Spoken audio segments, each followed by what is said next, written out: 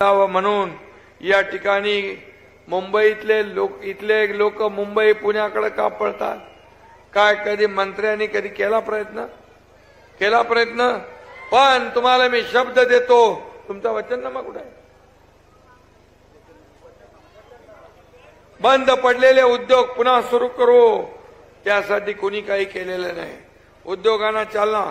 हे बघा, मातृतीर्थ सिंदखेड राजा विधानसभेचा वचननामा जो आहे, आता त्याच्यामध्ये सिंदखेड राजा विकास आराखडा पूर्णत्वास नेऊन आंतरराष्ट्रीय दर्जाचं स्मारक उभं करणार.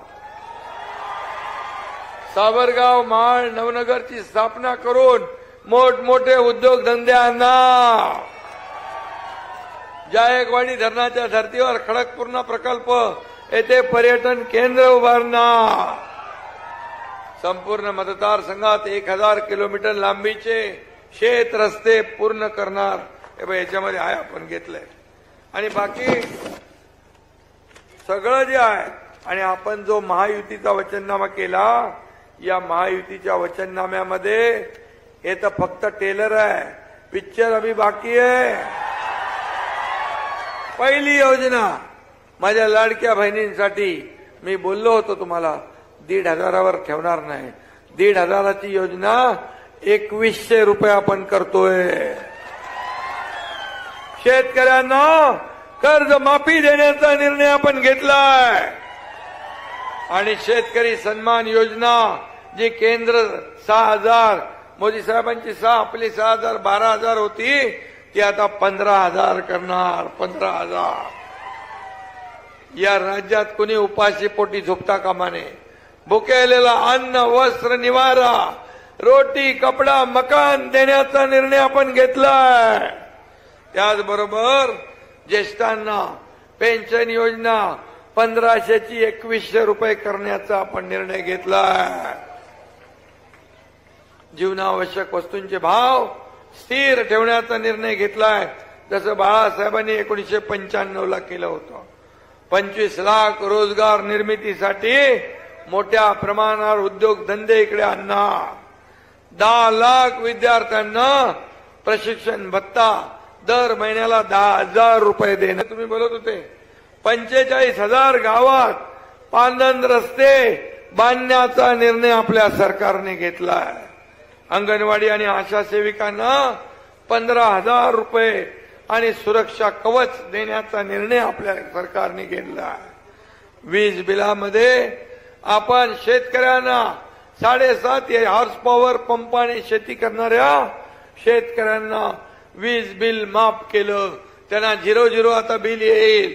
आणि दुसरं, जे इतर वापरासाठी, घरगुती वापरासाठी जे मीटर वापरतात, त्याच्यामध्ये 30% वीज बिलात सवलत देण्याचा निर्णय घेतलेला आहे. असं हे. आणि याच्यामध्ये पुढे आणखी योजना आपल्याला करायची आहे. आणि म्हणून मी आपल्याला एवढंच सांगतो की सर्वसामान्यांचा हा लोकप्रतिनिधी आहे. आणि म्हणून या सर्वसामान्याला तुम्हाला निवडून द्यायचं आहे.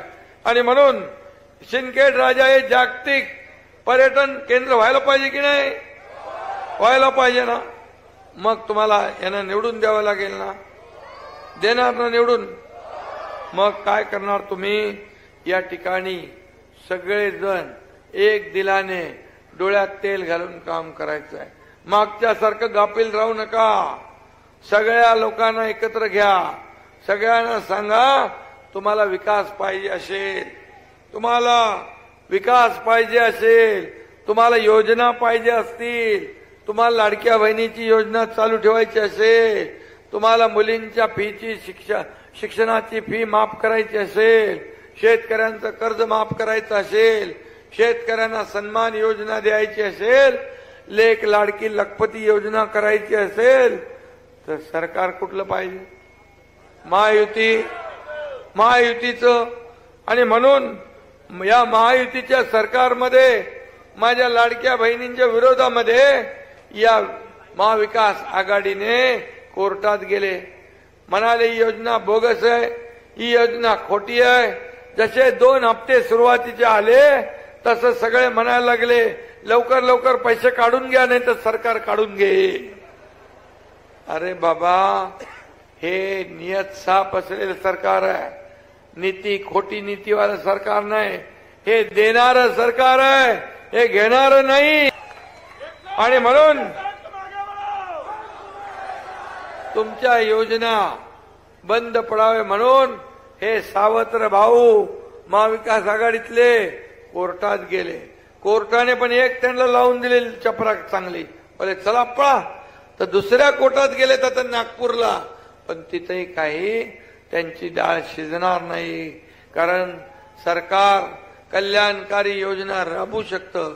आणि म्हणून मग म्हणाले महिला लाडकी बहीण सुरक्षित बहीण. अरे बाबा, आमच्या लाडक्या बहिणी आणि सुरक्षित बहीण ठेवण्याची जिम्मेदारी आमच्या सरकारची आहे. आणि म्हणून या जिजाऊंच्या महाराष्ट्रात पोरी बाळींना, माझ्या माता भगिनींवर अत्याचार करणाऱ्याला जशास तसं शिक्षा, फाशीची शिक्षा दिल्याशिवाय हे सरकार थांबणार नाही. बदलापूरची घटना आपल्याला माहित आहे. बदलापूरच्या घटनेमध्ये पहिले म्हणाले त्याला फाशी द्या, फाशी द्या. आणि पोलिसांनी एन्काउंटर केल्यावर त्या आरोपीची बाजू घ्यायला लागले. अरे पोलिसांवर एक तर बलात्कार करायचा, अत्याचार करायचा आणि पोलिसांवर गोळी करायची. मग सोडून दिला असता तर म्हणाले असते बंदूक काय शो साठी ठेवली आहे. इकडून पण बोलायचं, तिकडून पण बोलायचं. हे दुतोंडी साप आहेत. आणि म्हणून पोलिसांनी जे केलं ते बरोबर केलं की नाही? बरोबर केलं ना? ज्याने अन्याय केला चिमुरडीवर त्याला जशास तसं उत्तर पोलिसांनी दिलं. हा महाराष्ट्र आहे आणि त्याची बाजू घेताय. अरे लाज वाटली पाहिजे तुम्हाला. जनाची नाही तर मनाची तरी वाटली पाहिजे. आणि म्हणून मी कोणी अशा प्रकारची हिंमत करू नये म्हणून सरकारने कडक कायदे केलेले आहेत. कठोर शिक्षा झाली पाहिजे अशा मताचं सरकार आहे. आता आपला हा वचननामा, या वचननाम्याचीच कॉपी केली त्यांनी, कॉपी पेस्ट केली. म्हणाले आता महालक्ष्मी योजना करू, युवकांना 4,000 रुपये देऊ. अरे आम्ही 6,000, 8,000, 10,000 सुरू केले. आम्ही 1,500 रुपये माझ्या बहिणीने सुरू केले. तुम्ही कधी करणार? कॉपी पेस्ट केली. पण कॉपी करणार तो कॉपी, डुप्लिकेट ते डुप्लिकेट, ओरिजिनल ते ओरिजिनल. ये ओरिजिनल आहे, ये ओरिजिनल आहे. साधा माणूस आहे, भोळा माणूस आहे, कधी पकडू शकता तुम्ही.